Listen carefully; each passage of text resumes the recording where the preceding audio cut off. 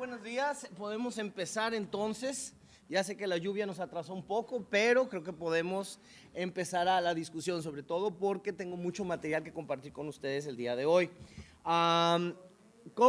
Esto ya les debió haber llegado, lo mandé hace como una media hora al correo del curso.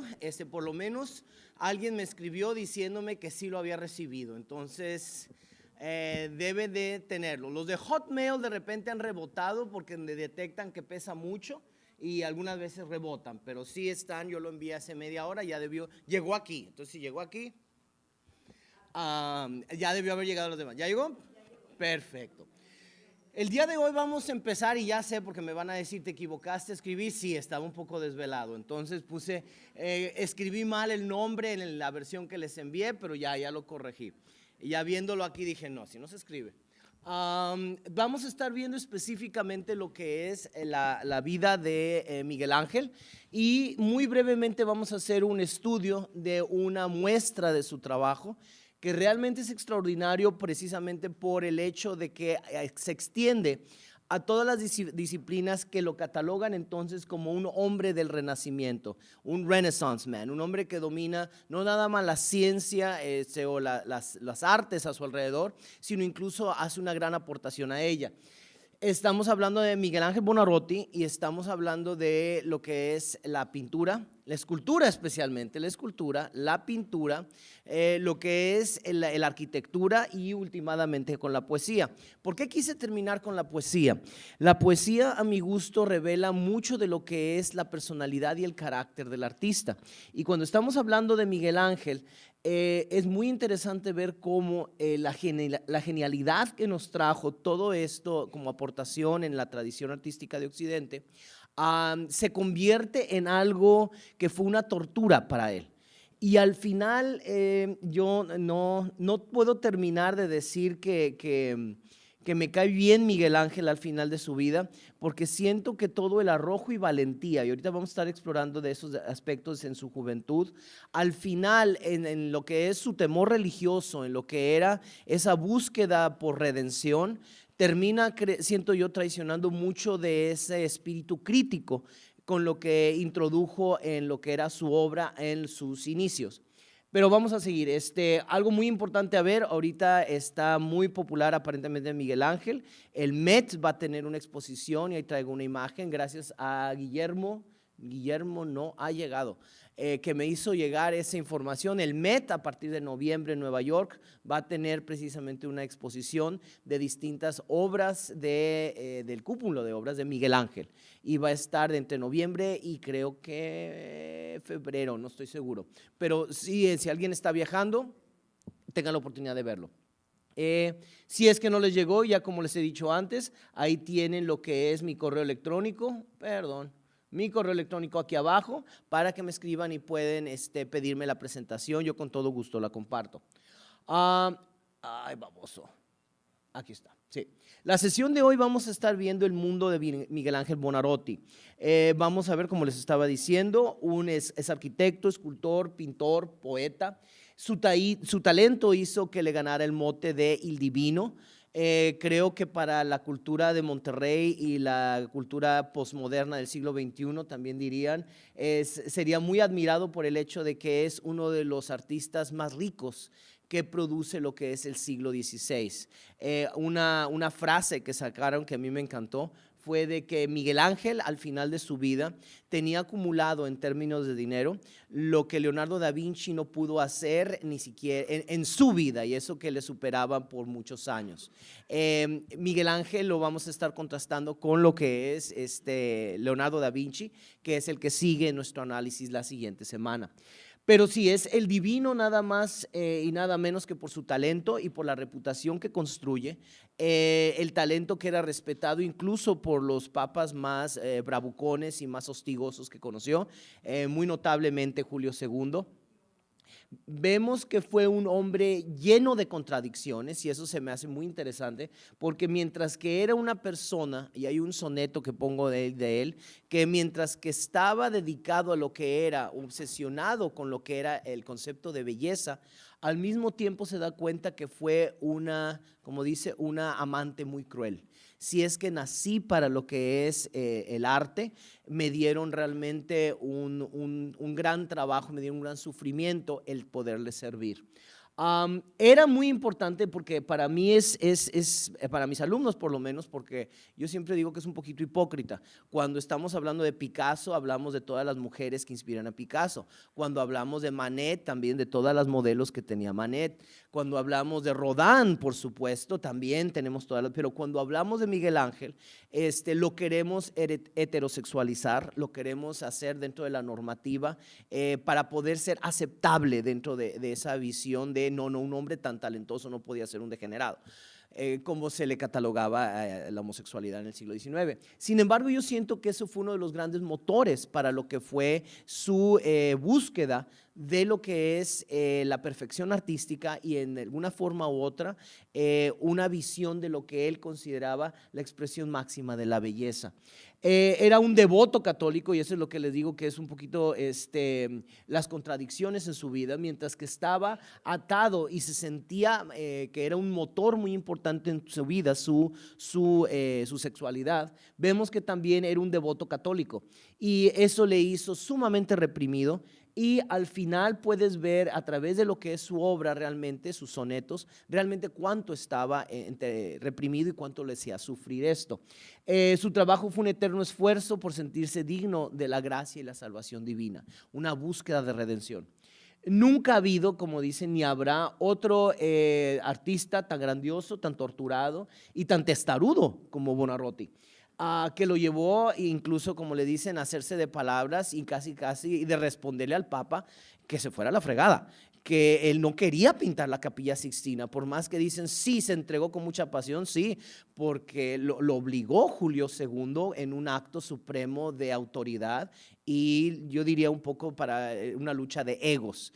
Y Julio II, de alguna forma u otra, fue algo chistoso que descubrí hace unos días, le mienta a la madre, muy divertido Miguel Ángel a Julio II en la Capilla Sixtina y ahorita les voy a decir dónde y yo nunca me había dado cuenta de ello hasta que te pones a explorar muy de cerca el lenguaje renacentista y medieval que existe en los paneles de la Capilla Sixtina y fue un hombre muy confrontacional y que no se quedaba callado, sabía cómo rayársela cuando estaba descontento, pero a la vez sabía ocupar su lugar y cuando se peleaba con Julio, se peleó como un par de veces con Julio II, se regresó a Florencia y el Papa aquí no tiene autoridad. Te doblegas a la autoridad porque el Papa ya le va a declarar la guerra a Florencia si es que no regresas a Roma, pues no me devuelvo a menos que tenga la inmunidad diplomática de Florencia. Era un hombre muy sagaz en ese sentido y creo que su talento le hizo ver qué tan protegido podía estar, pero eso no significa que estuviera exento del temor, el temor de intrigas palaciegas y del abuso de muchos de los pontífices de la era. ¿Qué es lo que estamos viendo de Buonarroti? Michelangelo di Lodovico Buonarroti Simoni nace en 1475 y muere en 1564. Vemos que es hacia el final de lo que es su vida que hace realmente obra muy interesante en términos de escultura que deja de alguna forma u otra inconclusa. Ya era un hombre que por lo menos en las cartas que le escribe a Condotti, que le escribe a Giovanni Varese, que le escribe a todo lo que son sus amigos, estaba ya con profundos achaques hacia el final de su vida. Estas citas se me hicieron maravillosas porque son muy reveladoras respecto a lo que es su mentalidad y su visión de lo que era la vida, el trabajo, el arte en sí. Me encantó esta. I saw the angel in the marble and carved until I set him free. Lo siento, sí. Mis fuentes siempre son libros que están muchas veces en inglés. Lo siento si es que no pongo la traducción, muchas veces no tengo tiempo. Vi el ángel en el mármol y le estuve esculpiendo la piedra hasta que lo liberé. Habla de mucho de cómo era muy cuidadoso en la búsqueda del material, de los bloques de mármol que compraba entre 1 y 5 ducados de oro. y que con eso podía él esculpir, pero él decía que la piedra le hablaba, que él veía las figuras dentro de la piedra y que simplemente empezaba a labrarla para poder liberar la figura que se encontraba dentro. Una cualidad que sí podemos ver en lo que es su serie de esclavos, la inconclusa, que vamos ahorita a ver en su escultura. Genio es paciencia eterna. Ser genial significa ser paciente. En un mundo donde queremos gratificación inmediata y que nos quejamos porque está tardando 10 segundos el Roku en funcionar, es algo que podemos decir cambia precisamente la mentalidad y las ideas de lo que requiere el trabajo, es paciencia. Por otra parte, tenemos que una característica que tenía Miguel Ángel es de que era muy aborazado. Siempre con el temor y como dicen, el abuso paterno de estar diciendo dinero, dinero, dinero, dinero, quiero dinero, tenemos dinero, necesito dinero. El hombre vivía aceptando todas las comisiones que le presentaban y luego, como todo buen neurótico, no dejaba que nadie más le ayudaba. Y el problema de eso era de que muchas veces empezaba a fallar en los tiempos de entrega de las comisiones que recibía. Psicológicamente es fascinante porque, de nuevo, es un manojo de nervios, de inseguridades, de arrogancia, de soberbia y de seguridad por su propio talento, pero al mismo tiempo con un profundo temor por la incertidumbre del futuro. Esta también me gustó. The greatest danger for most of us is not that our aim is too high and we miss it, but that it's too low and we reach it. Que culminamos a nuestro máximo, a lo que son nuestros talentos, de una manera muy rápida, muy fácil, y no le estamos tirando tan alto a lo que buscábamos hacer. Como les digo, aquí está, esta invitación viene cortesía de Guillermo, que manda esta invitación de cómo el Miguel Ángel va a estar en una exposición muy importante, que les digo, en el Met de noviembre hasta febrero. Y ya se está anunciando y dicen que como ya hubo anteriormente algo del Renacimiento, promete ser una exposición muy interesante y muy concurrida. Entonces, nada más dejen volver a esto. Entonces, y dicen, si es que no le tengo miedo, Nueva York es anti-Trump, entonces está bien ir.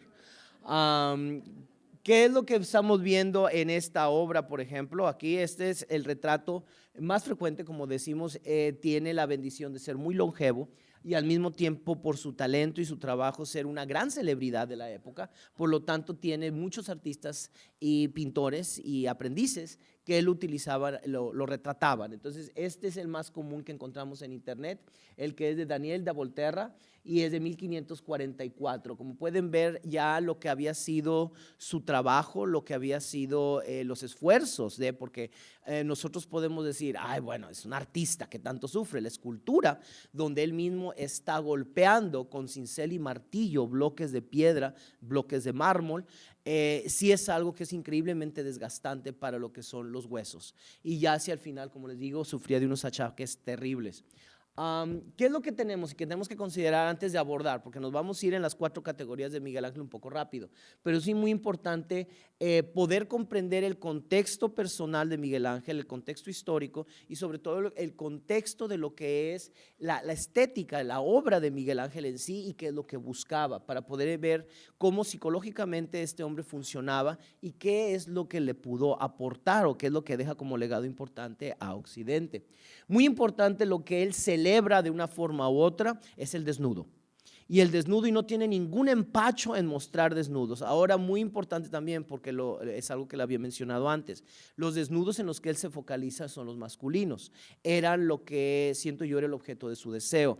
Hay algunos que especulan que quizá nunca vio una mujer desnuda, lo cual explicaría por qué la fisonomía o la silueta de la mayoría de sus mujeres es básicamente de un hombre con senos. Ves lo que es la Eva que pinta en la Capilla Sixtina y dices, esos brazos no son de una mujer. Ni siquiera Ana Guevara, creo que es la fisiculturista que había, ni Ana Guevara llegó a tener esos brazos o esas piernas. Esa no es la silueta o la fisonomía femenina. Eso no es biológicamente, no es anatómicamente una mujer. y lo vemos como era alguien que no lo consideraba importante porque nada más era la idea de lo que estaba tratando de transmitir. A muchas de mis alumnas feministas dicen, pues no se vale, porque los hombres nada más. Bueno, esa era la psicología y la aproximación que tenía Miguel Ángel. Entonces, el deseo es algo muy importante y dice que una de las cosas que le indignaba era sobre todo cuando trataron de censurar la Capilla Sixtina, porque decía que era como decir que el zapato es más noble que el pie. Entonces, que por eso era vergonzoso que quisieran vestirlo, porque estaban tratando de cubrir el cuerpo humano como si fuese algo que ocultar, cuando era realmente la celebración de la creación divina, de lo que es el hombre. Una cosa muy importante que sí lo siento que si nos detenemos a verlo, es importante reconocer, porque de nuevo es el motor de Miguel Ángel. Yo siento que es el deseo. Un deseo muy reprimido y muy torturado por sus ideas religiosas, por sus creencias, pero yo siento que el deseo fue el motor para poder crear todas estas figuras tan llenas de vida, con una simetría tan perfecta, con una vitalidad tan marcada, que hace que él, como lo sucedió con el Moisés, llega un momento que su desesperación por querer crear el objeto perfecto de su deseo, le da un golpe diciendo, háblame, contesta, cobra vida. Los hace tan perfectos que es el deseo lo que lo motiva, y es algo que es muy importante reconocer. Es una emulación del mundo clásico, pero replanteado. Aquí no vamos a ver, y lo vamos a ver en el caso del Baco, no es un Baco gordinflón, borracho, desgastado por los excesos. Vemos que es un replanteamiento en la búsqueda o sirviendo las aras de ese deseo. Vemos que, como les decía, todo eso también es una profunda inseguridad personal y profesional que lo llevaba a confrontaciones un poquito mezquinas con otros artistas, y sobre todo la actitud de si trabajas con él, no trabajas conmigo. Ay, Dios. Ese tipo de actitud mucho de diva fue algo que lo marcó, y que muchas veces, como les decía, su talento hacía que le perdonaran muchas cosas, pero sí no era alguien sencillo con quien tratar o trabajar. Muy importante para apreciar el mundo de Miguel Ángel. Siento yo que es algo que tenemos que cuestionarnos, o por lo menos poner al lado culturalmente. Se los pongo como ejemplo. Tuve unos alumnos en mi clase de estética hace el año pasado que les decía, vamos a apreciar esto. ¿Consideras esta imagen bella? Ay, maestro, es otro vato. ¿Cómo voy a decir que el vato está bello? No, póngame una vieja. Y dices, y dije, bueno, y estos son los artistas del futuro. Ok. Es importante ver que culturalmente estamos condicionados la masculinidad para decir, yo no voy a juzgar si otro hombre es bello. ¿Por qué? Porque va a hacer cuestionar mi sexualidad. Sin embargo, cuando es una mujer, sí. Y eso es algo que tenemos que suspender con Miguel Ángel, porque ya sean hombres o mujeres, tenemos que aprender a ver la belleza detrás de la armonía, del trazo, de la composición, y sobre todo de lo que aspiraba a representar con estos desnudos y esta emulación de lo que es el mundo clásico. Tenemos que de alguna forma u otra reconocer que la belleza y el erotismo no nada más son un coto femenino, también son un coto masculino. Y es algo que muchos consideran algo decadente o depravado, degenerado, pero si queremos apreciar a Miguel Ángel, tenemos que reconocer que eso es una componente muy importante. Y muy importante, yo lo digo también, el remordimiento y la búsqueda de redención. Vamos a ver que alimentan ese frenesí creativo, esa búsqueda de una expresión religiosa que le pudiese brindar un perdón quizá por lo que era, por lo que sentía, por lo que él llamaba el azufre en su pecho. ¿Qué es lo que vemos? Y esto lo recuerdo que viene de una cita, es una de mis películas favoritas, algunas personas de aquí ya la han visto, se llama Vatel, es del año 2000, y hay una frase que a mí me recordó mucho, un diálogo que existe en el guión, y que refleja mucho de esto del espíritu de Miguel Ángel. Vatel se supone que está hablando del barroco, los 1680s, y es esta figura de Gerard Depardieu. Si alguien no ha visto esta película, les prometo que si la buscan inmediatamente y la ven esta misma tarde, el viernes me van a estar escribiendo dándome las gracias, porque la película está extraordinariamente bella, muy, muy buena. Vatel habla sobre todo cuando el duque de Orleans, el hermano del rey, le dice, visítame, me gustas. Y Vatel le responde, no, ¿por qué no? Y le dice, porque nosotros vivimos, ambos vivimos con una cosa terrible, el deseo por lo absoluto, lo sublime, lo perfecto. Es por eso que él, el duque de Orleans, brinca de persona en persona, de hombre en hombre. Por eso es que yo no me entrego a nadie. Y me encantó la respuesta de él, porque todo eso a través de mensajeros, que dice, espero que encuentres tu perfección. Y yo sé que yo estoy equivocado en los lugares donde la busco, pero cuando me entre la desesperación o la tristeza, recordaré que hubo un hombre que pudo ver mi alma. Es muy poderoso este diálogo, es maravilloso porque de nuevo muestra ese espíritu de tortura que podían haber tenido en el siglo XVI y XVII respecto a esta parte de su personalidad que los demonizaba cultural, social, políticamente. Esto es lo que los videos, y se los dejo como un pequeño regalo. Me encantó realmente. Los secretos de la Capilla Sixtina me recordaron mucho a los que hace alguien en mi familia que le encanta estar viendo conspiraciones en todos lados. Como que le gustó mucho Dan Brown y está muy clavado en ese tipo de espíritu. Pero sí está muy interesante porque es un rabino, alguien que estudia lo que son las imágenes o la tradición del Torah. Y muy importante, se mete a la Capilla Sixtina porque si recuerdan, y ahorita lo vamos a ver, la Capilla Sixtina no tiene nada que ver con el Nuevo Testamento.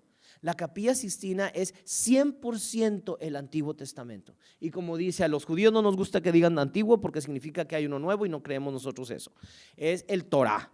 Y se nota que existe no nada más un conocimiento profundo de lo que son las historias que va a representar y que la podemos ver ahorita aparte en lo que es en el Mune, sino también muchas de las figuras a las que hace alusión y a lo que son los símbolos que hay detrás de ellos. Y es donde yo descubrí que dice, aquí estamos donde le está mentando la mano, le está mentando la madre a Julio II. Y ahorita vamos a ver cómo, y es él quien lo explica. Y es un video cortito que les recomiendo que lo vean.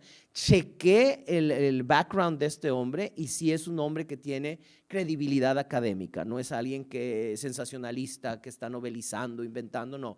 Tiene credibilidad académica en cuanto a la interpretación de lo que hace, de los símbolos medievales y renacentistas florentinos en la Capilla Sixtina. Perdón, señora, tenía un comentario.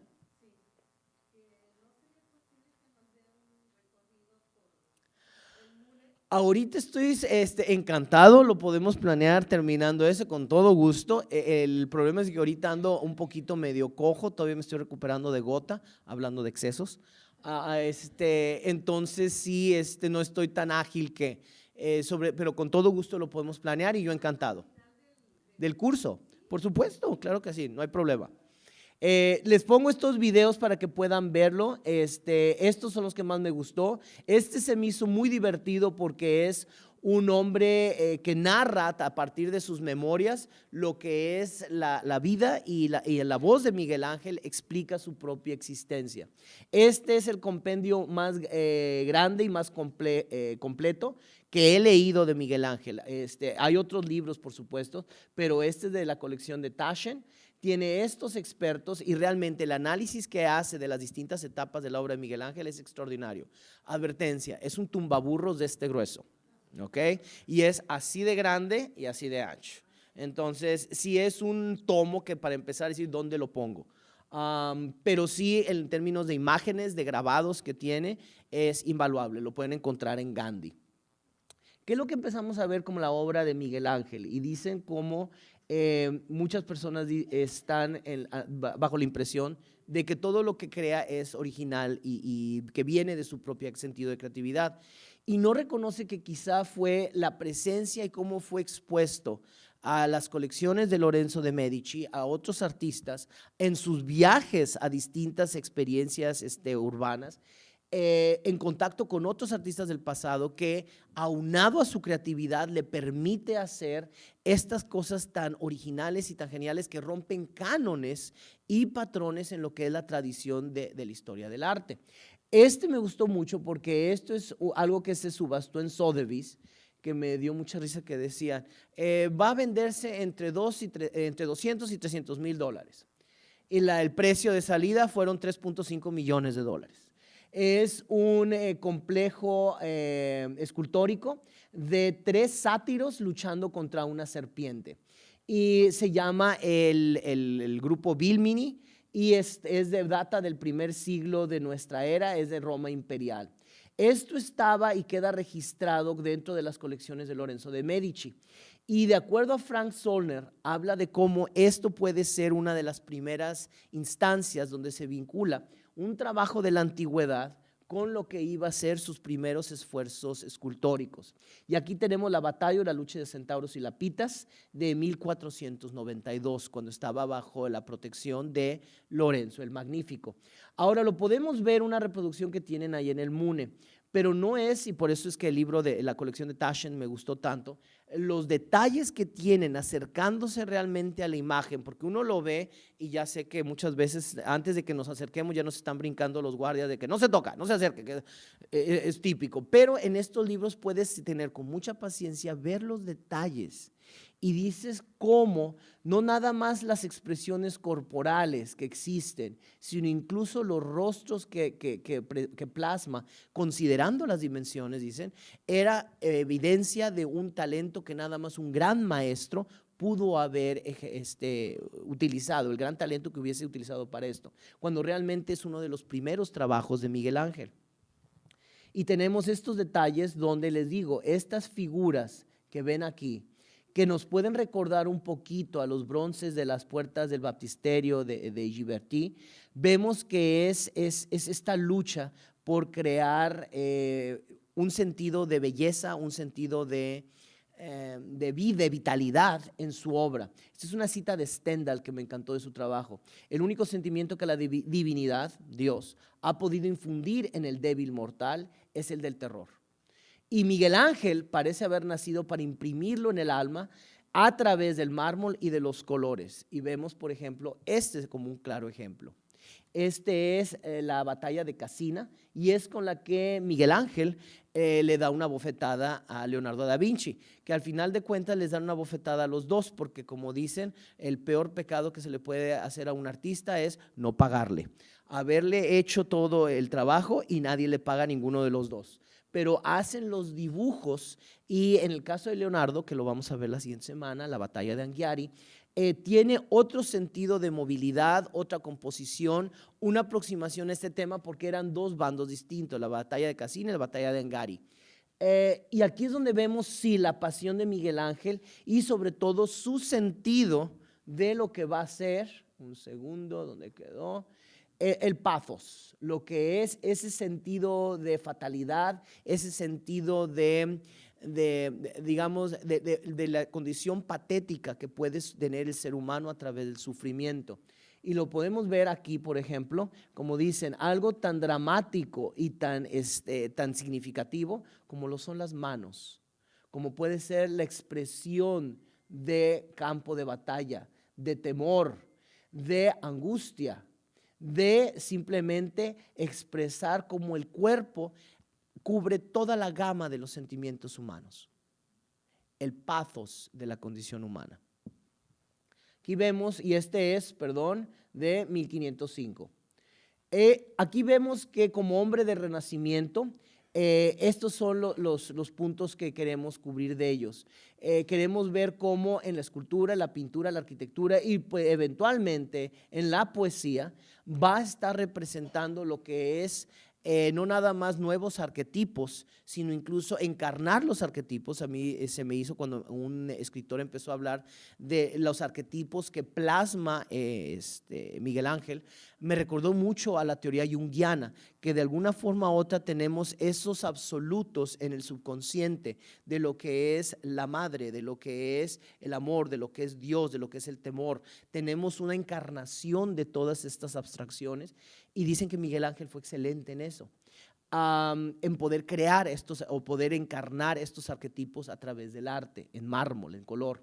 Aquí vemos cómo lo importante de su obra es que tiene trascendencia.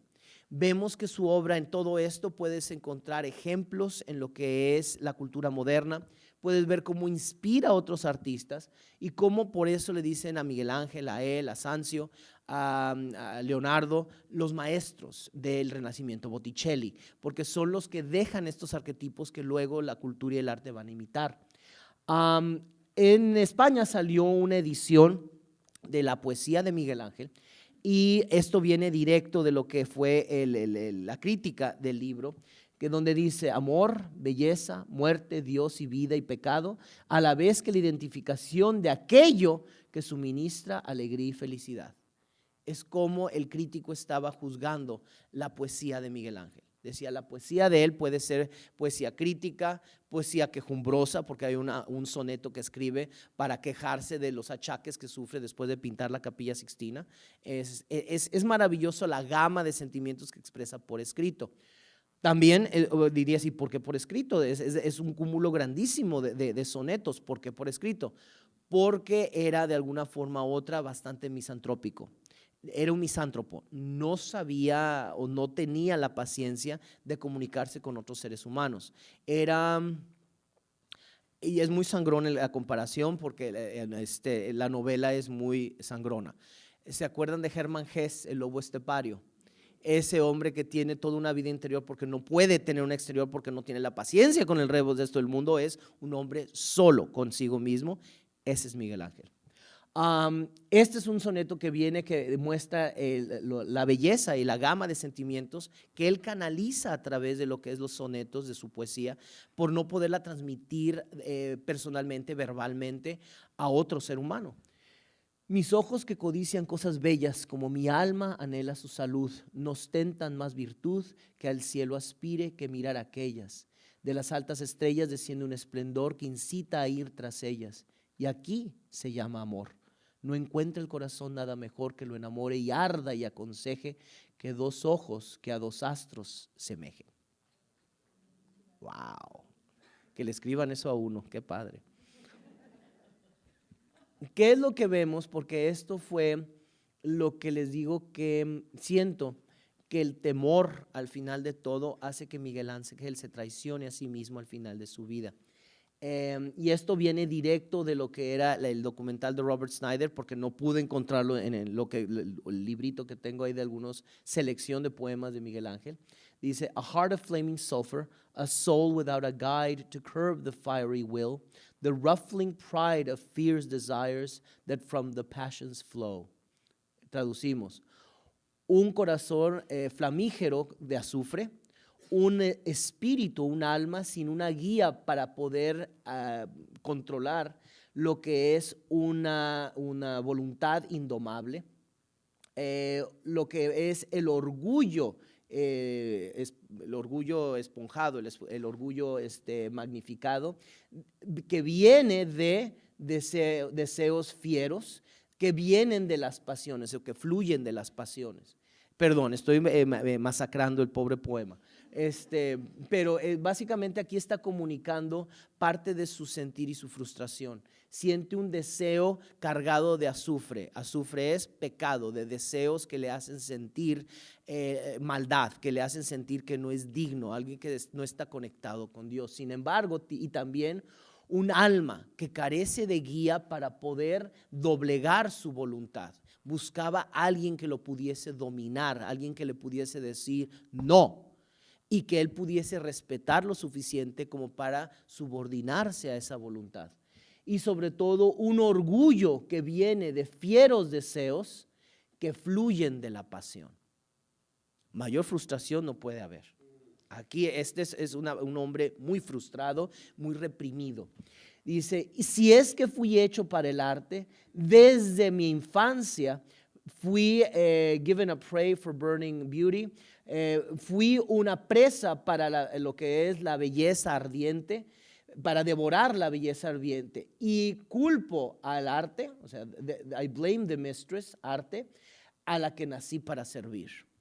El hecho de que él, a través de su adoración y búsqueda de la belleza, es donde dice, mis pasiones, mi corazón, mi alma, mi voluntad, mi orgullo se doblegan.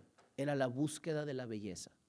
Es bellísimo esa parte y les recomiendo que busquen, y dicen muchos que es como un lenguaje tan complejo los sonetos, que es también lleno de esa tristeza. ¿Qué es lo que empezamos? Y yo creo que empezamos ya con escultura. ¿Algún comentario antes de empezar ya con la obra? Porque ahí sí nos vamos a ir un poquito rápido. ¿Sí, maestra? Se le denominaba sodomía y es muy interesante porque de acuerdo a ley canónica del medievo, y eso es lo que me encanta a mis alumnos, les digo, ustedes tienen internet más que yo, entonces imagínense, todo acto sexual que no fuese la mujer abajo y el hombre arriba es sodomía. Todo. Aunque sean hombre y mujer, es sodomía, de acuerdo a ley canónica. Cuando era efectivamente dos hombres, era un juicio público, podías llegar hasta de los azotes, que hubiera sido lo más ligero, y lo peor, como ocurrió con Savonarola, eran quemarlos en hogueras.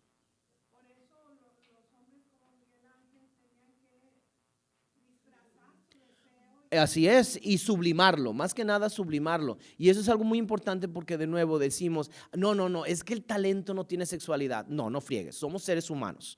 Y los seres humanos son los que se alimentan del deseo y de aquello que buscan de alguna forma u otra, recrear o tener en su vida. Si gusta pasar, con todo gusto, aquí hay asientos también. Adelante, por favor.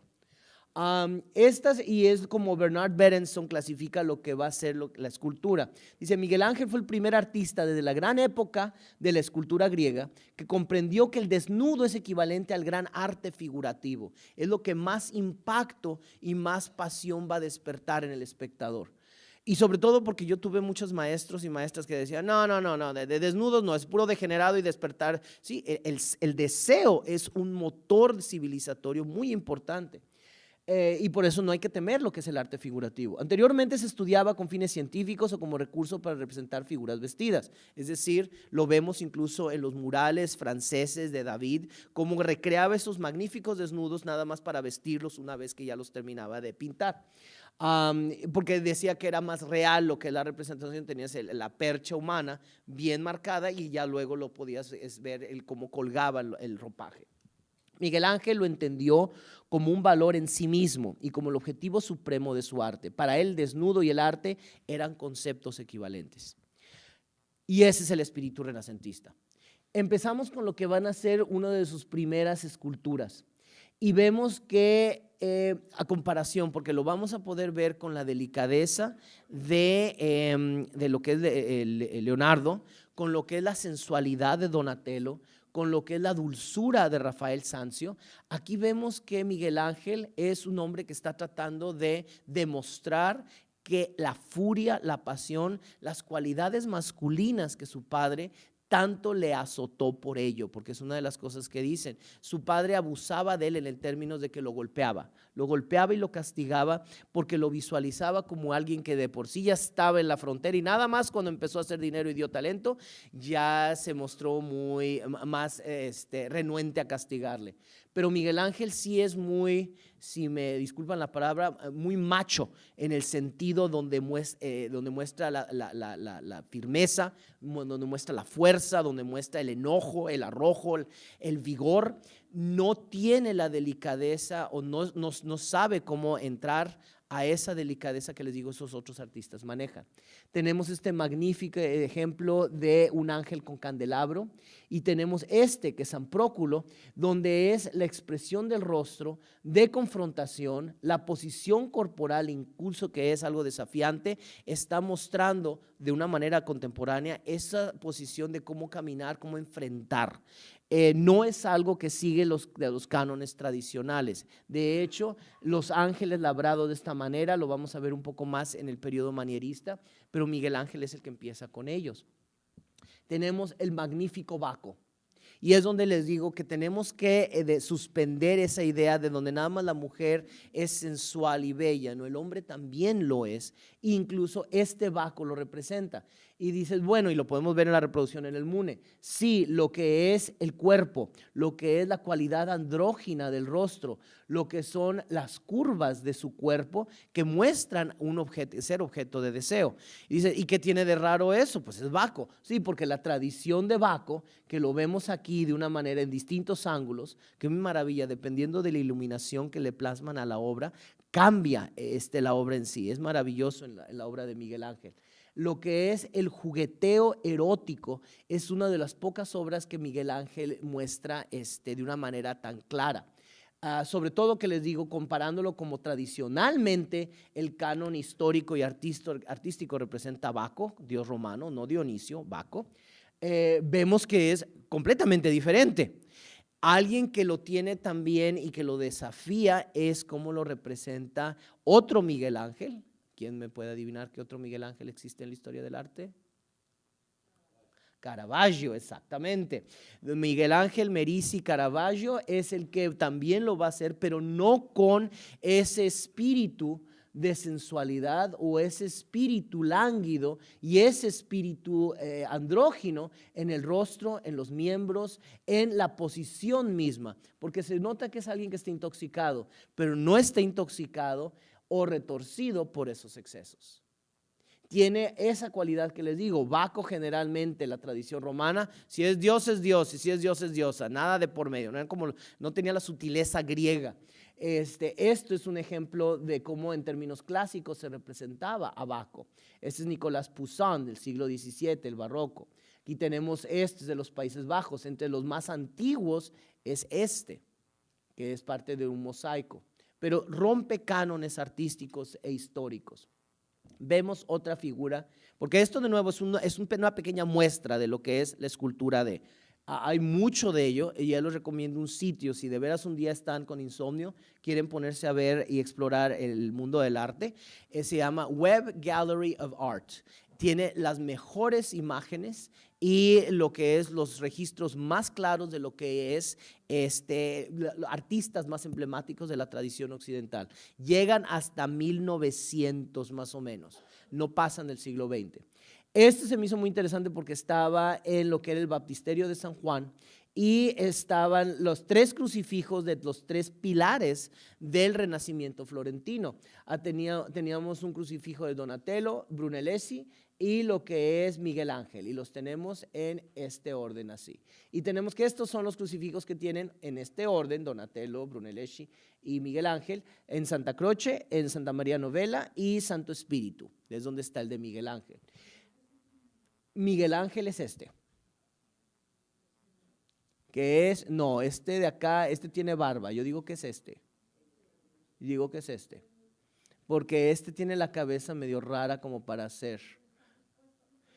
No, esta fue una ocasión especial. Ahorita nada más, y por eso les decía, me gustó mucho perdón, no están los 3 juntos.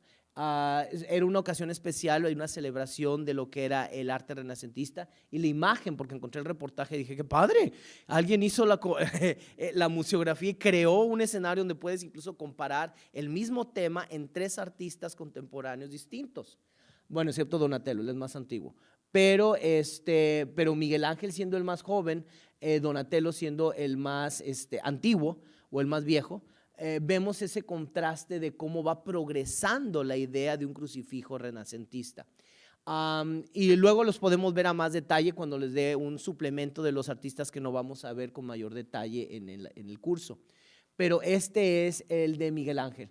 Y Miguel Ángel dice que lo hace como una especie, porque aquí se dan cuenta, en el año de 1492 es cuando muere Lorenzo el Magnífico.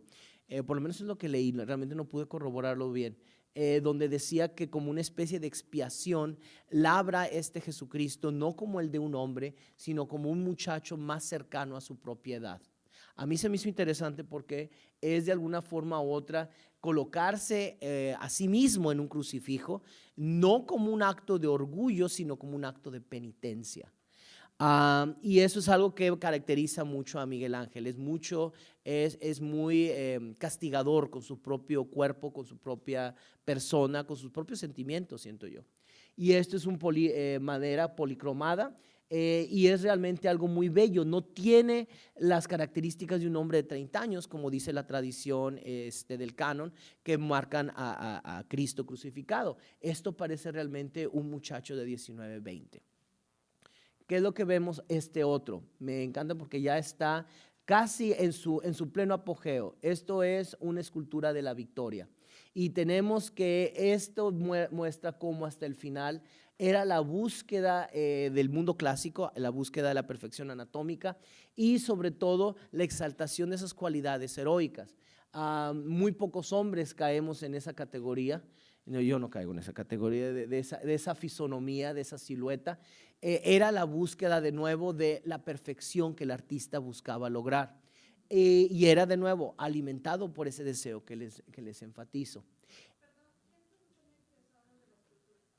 Esta es una victoria en general. El rostro se asemeja mucho a lo que él representa en la tumba de los Medici, a Giuliano de Medici. El rostro se parece mucho, pero esa tumba es de principios de lo que es el siglo XVI y esto está a un par de décadas, a 20 años de que él muera. Está realmente ya como parte del decorado. Muchas veces son comisiones de lo que era para decorar casas o decorar monumentos o tumbas. Pero no, que yo sepa, específicamente no es un rostro, que yo sepa.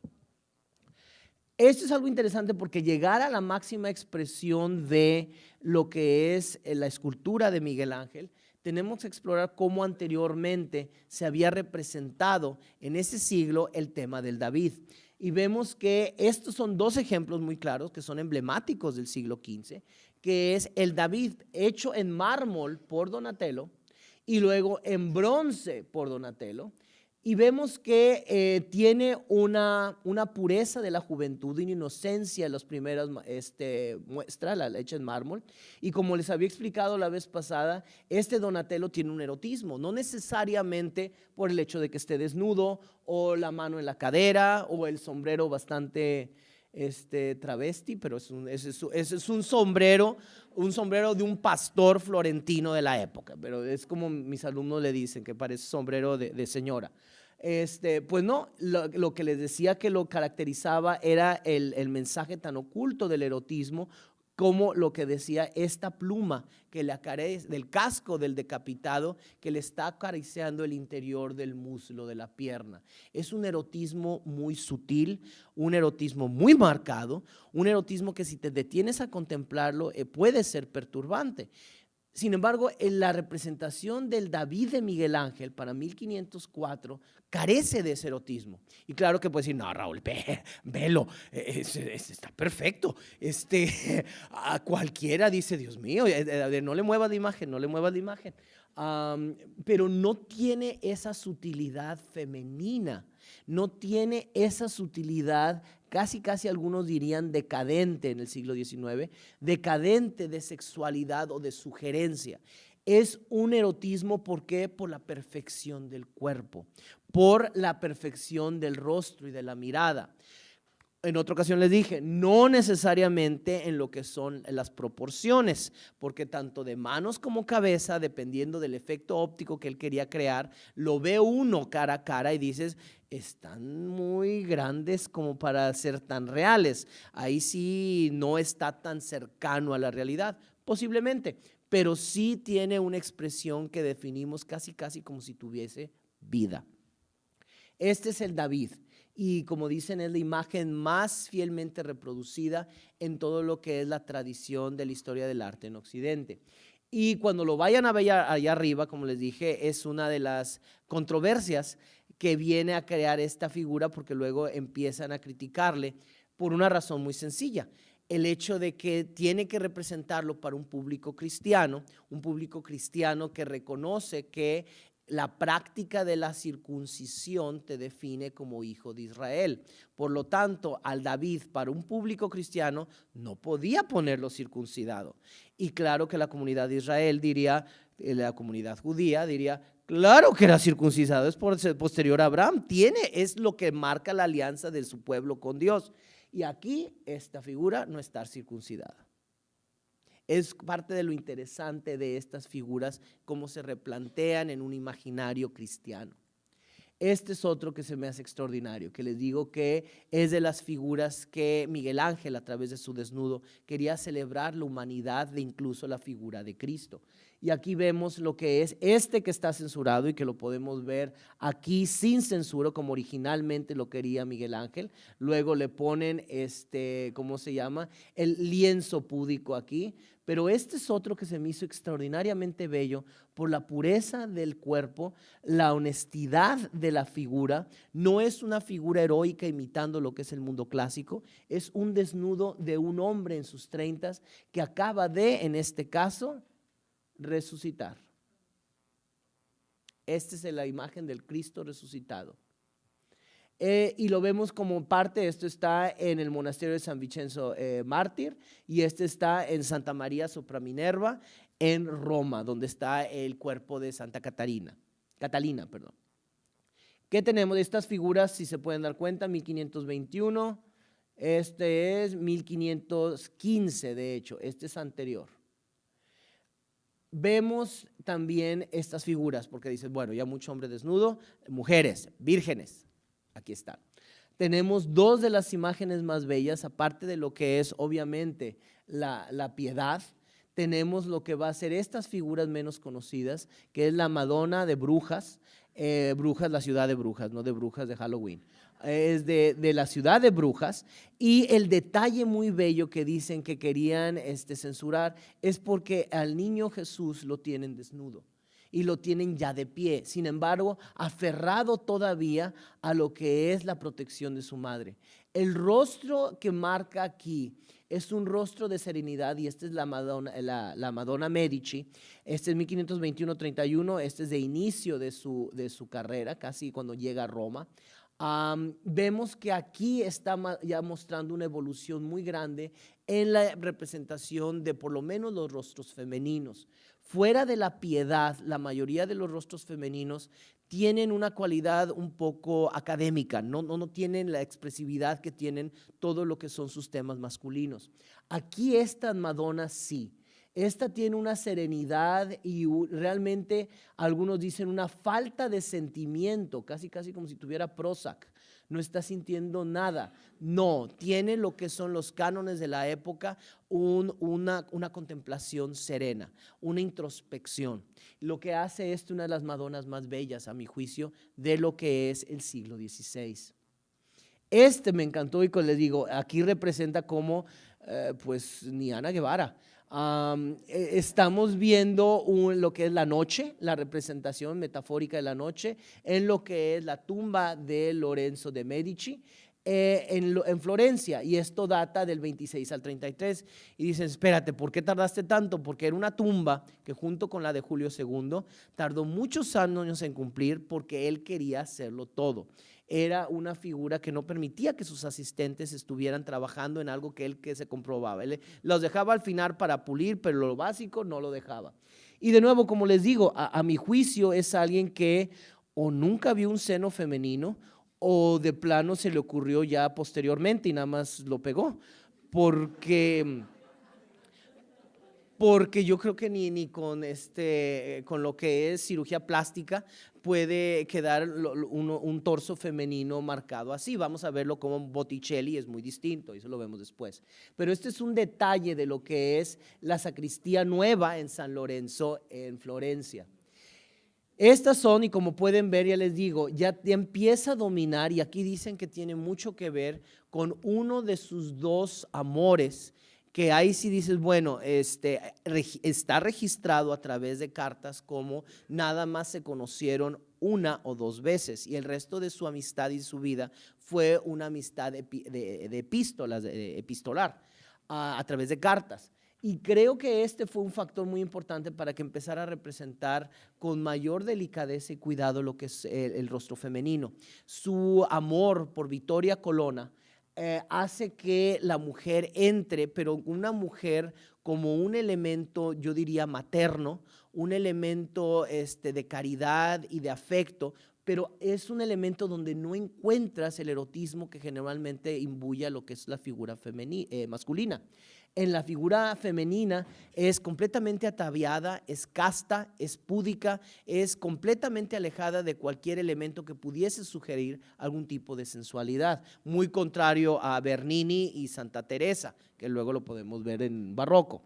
Este está en San Pietro in Vincole, en Roma, y esta es Raquel y Lea, en la tradición bíblica.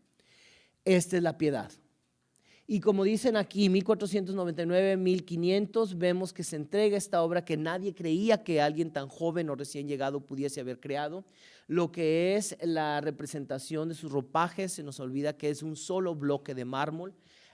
Como les digo, sí, una de las cosas que llama mucho la atención, por lo menos para mí, es que en términos de proporción las manos están completamente desproporcionadas y dices, bueno, pero ¿y eso qué tiene que ver con la dulzura? Sí, la dulzura del rostro y la complejidad de los pliegues, y muy importante, la representación de un cuerpo completamente exánime, completamente flácido de un cadáver, pero preservando lo que es la belleza de un rostro.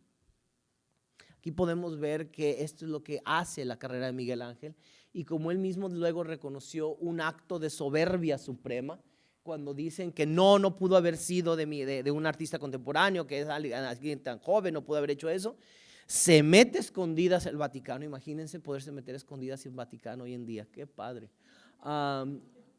Y labra, pone su nombre en la cintilla sobre el torso de la Virgen, para decir, es casi como decir, esto es mío y yo lo hice. Es parte de lo que es este sentimiento que nos va a llevar posteriormente al barroco. Vamos a ver cómo vamos de tiempo. Ay Dios, ok. Y estamos con la serie de esclavos inconclusos que datan entre 1520 y 1534. El más notorio, que ya les he platicado de ello, es el esclavo moribundo, que como les expliqué, la cualidad erótica del esclavo es lo que explica el hecho de que está moribundo, que se está muriendo, es de otra forma u otra que está teniendo un orgasmo. Es básicamente slang medieval, slang renacentista, donde habla de morirse como si fuese un orgasmo. Si me disculpan la expresión, morirse es venirse. Es de alguna forma u otra como él representaba, y les digo, el erotismo masculino en un momento de placer, no de heroísmo, no de marcialidad, no de fuerza, sino de placer. Vemos y pasamos a la pintura y el dibujo. La máxima expresión del dibujo es a través de lo que es la Capilla Sixtina. La pintura y el dibujo que marca aquí, al servicio de Julio II, tarda 4 años en hacerlos, y como dicen, se friega el cuerpo a través de lo que es el hambre, lo que es los químicos, lo que es la pintura, lo que es los huesos. Empieza a sufrir tremendamente, pero sí es algo que nos deja un legado que no tiene comparación en la tradición occidental. Sirve de inspiración tanto lo que es la Capilla Sixtina como el juicio final que está en el altar. Son pintados en etapas muy diferentes. Sin embargo, como dicen, Miguel Ángel le odiaba que lo conocieran como pintor. Él siempre decía, o se firmaba, Miguel Ángel Buonarroti, el escultor. Él quería la escultura más que la pintura, y sin embargo podía dominarla y presentar esta nueva propuesta de lo que eran temas religiosos que no tenía comparación. Nadie se había detenido a pintar lo que es el Antiguo Testamento. Nadie se había detenido a pintar, fuera de quizá un par de escenas, lo que es la creación y lo que son los 5 libros, el Pentateuco, el Torah, de la tradición judía, y lo hace desde el enfoque judío. Dicen que hay muchos comentarios en ese video que viene, que es pase de un libro. Hay muchos símbolos donde Miguel Ángel está protestando por lo que es la manera en cómo se le trata a los judíos. Incluso dicen que en la representación de Jesús, como ya viene en el juicio final, tiene ciertas pistas que dice, aquí está aludiendo de que es judío, y que quizás si hubiera sido judío también lo encerrarían como esto que acaba de surgir ahorita, el gueto en Roma. Empieza a hablar de denunciar esa injusticia, es lo que propone este escritor. A mí me queda un poquito de duda porque para ser alguien que crece de una manera muy devota, muy católica, muy temerosa de lo que es la ortodoxia, y temeroso de lo que eran las represalias que podían tener la iglesia. ¿De dónde sale esa pasión por el mundo judío?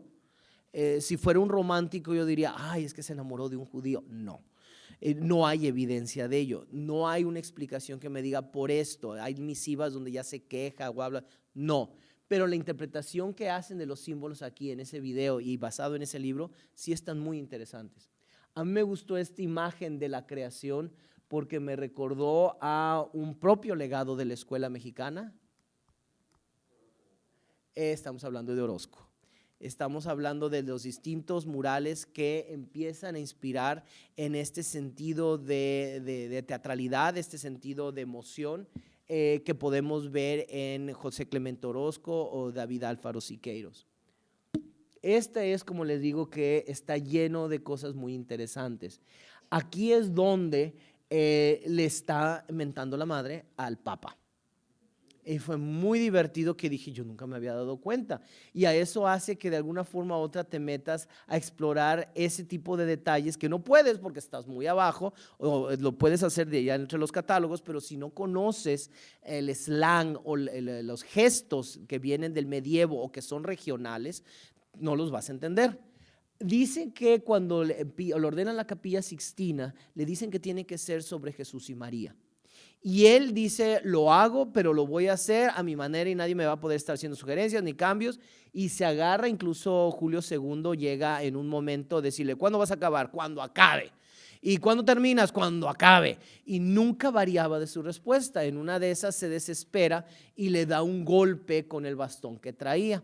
Miguel Ángel en ese momento se retira y dice que rehúsa volver hasta que el Papa se disculpa.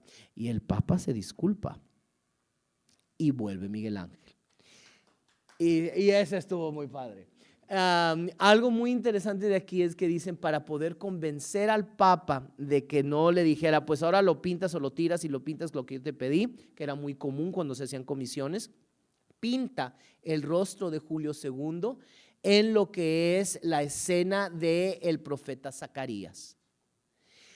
Y es lo primero que veías cuando entrabas por la antigua puerta para la Capilla Sixtina. Y dices que era una manera en cómo se especula, una manera en cómo convenció a de que pues si estás ahí mismo tú como un papa, como una figura profética dentro de la tradición bíblica, no vas a decir quítenlo, tírenlo, pues es muy halagador.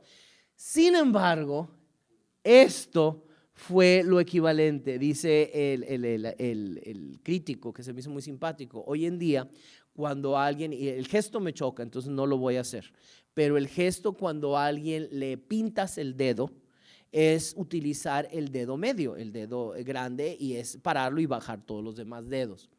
En el término medieval ese mismo gesto no se hacía de esa manera, por lo menos no en lo que es este periodo, porque el gesto data desde lo que es la Guerra de los 100 años. Que le hacían eso porque a muchos de los prisioneros les cortaban ese dedo cuando estaban con lo que era el arco y ya no podían manejar un arco, entonces era algo que venía en la Guerra de los 100 años. Pero en la tradición renacentista florentina lo equivalente es hacerle este gesto. Es el dedo pulgar entre lo que es el índice y el medio, es hacer este gesto. Dice, es lo equivalente hoy en día a pintarle el dedo a alguien. Y eso es el gesto que encuentras esencialmente en los dos angelitos justo detrás de Julio II. Y dice que fue la manera en cómo se estuvo desquitando de cómo lo obligaban a hacer cosas por el hecho de ser papa cuando él no quería tomar esas comisiones. Yo siento que le hacía mucho de plañidera porque sí le gustaba mucho el dinero y le pagaban muy bien a sus tiempos, pero le pagaban muy bien. Y eso es lo que ves plagado a lo largo de lo que es la Capilla Sixtina, que sería todo un seminario, ponerse a explicar panel por panel. Otro que viene que dicen que esto viene, la idea aparentemente surge desde los 1970s. Yo recuerdo que yo no había leído sobre el tema y a mí es lo primero que se me ocurrió la primera vez que vi la creación de Adán y habrá sido en mi adolescencia, que desde un principio a mí me recordaba esto a la silueta de un cerebro. Y tuve que buscarlo porque fue una impresión que tuve y luego dije, sí, es un cerebro. Y luego me doy cuenta que en los 70s había salido ya alguien formalmente con esta teoría. se me hizo muy acertada y este libro que habla sobre los secretos de la Capilla Sixtina, habla que son mensajes ocultos que manda y que Miguel Ángel en su obra y que no se atrevía a publicar. De nuevo, esa es una propuesta y una interpretación que me hizo muy divertida, muy simpática y que visualmente sí se corrobora. Que históricamente lo haya sido, de nuevo, para mí la gran duda es de dónde salió esa solidaridad tan grande de Miguel Ángel por el pueblo judío, cuando realmente era un hombre muy misántropo, era un hombre muy centrado en sus intereses y su familia. Él no era para grandes gestos políticos más allá del David. Entonces, ¿de dónde viene? Es por eso que soy renuente a decir si es esto. El Antiguo Testamento entonces queda plasmado aquí de una manera extraordinaria, pero de alguna vez cubierta por lo que van a ser sus famosos ignudo. Todos los que son los desnudos que marca en las cornisas de estas escenas van a ser algo que va a escandalizar y a la vez va a maravillar a las generaciones subsecuentes. La Capilla Sixtina, de nuevo, la creación de Adán, en particular este panel, que es de 2,80 metros por 5,70 metros, data de 1510. ¿Perdón? Ah, sí, y es maravilloso la exposición en ese sentido porque los tienes a un nivel donde tienes mayor aproximación y puedes verlos a mayor detalle.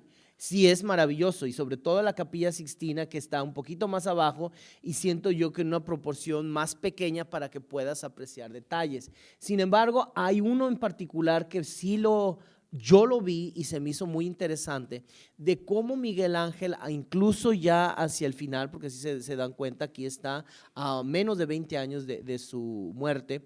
Aquí estamos viendo una figura muy central, dice, estaba plagada de desnudos que luego van cubriendo paulatinamente, pero muy marcado lo que es la figura central de Jesús. Jesús aquí me recordó mucho a una estatua que vi, donde dije, esta estatua de 1530 es de Apolo. Este gesto que tiene es algo que tú ves reproducido en lo que es este Jesús. De hecho, dicen que ese es uno de los desafíos que hace, porque más que Jesús, ese es Apolo Febo. Ese es el dios del sol en la tradición griega. Dice, aquí es una amalgama de lo que podría ser la tradición cristiana con lo que va a ser imágenes paganas. Y es lo que a mí se me llama mucho la atención del juicio final, que más que un Jesús, porque aparte yo jamás había visto un Jesús pelirrojo, ese era Judas. Judas era el pelirrojo, si se acuerdan la tradición medieval, Judas era pelirrojo. Qué pobre, a mí me gustan mucho los pelirrojos, es muy bonito el pelo rojo.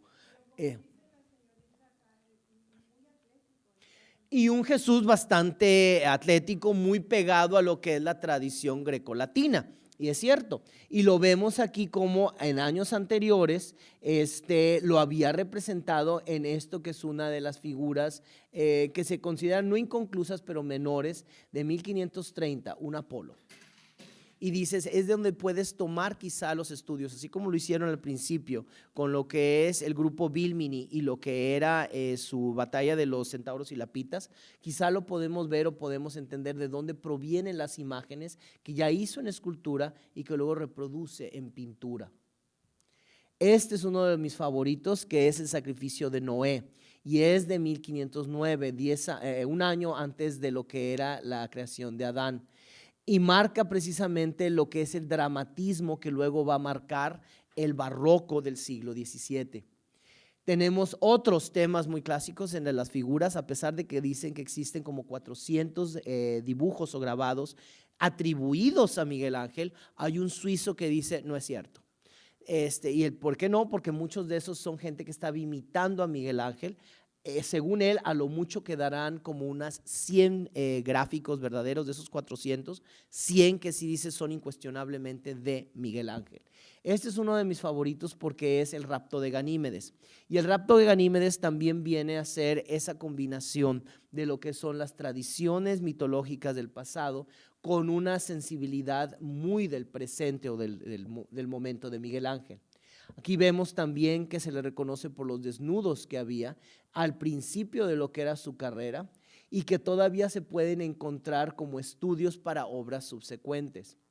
También está, como les digo, la mujer. Esta es una de mis favoritas, porque aparte de que el rostro sí es efectivamente muy, muy bello, y de nuevo les digo, el cuerpo, pues por lo menos los brazos, no.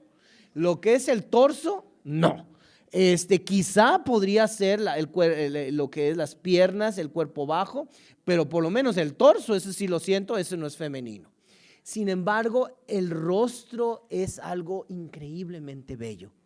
Lo que es la mirada, lo que es ese espíritu tan directo, esa intriga que tiene, porque este es el detalle de lo que es la caída y la expulsión del jardín de Edén. Estamos viendo cómo está recibiendo el fruto prohibido de la serpiente en el jardín.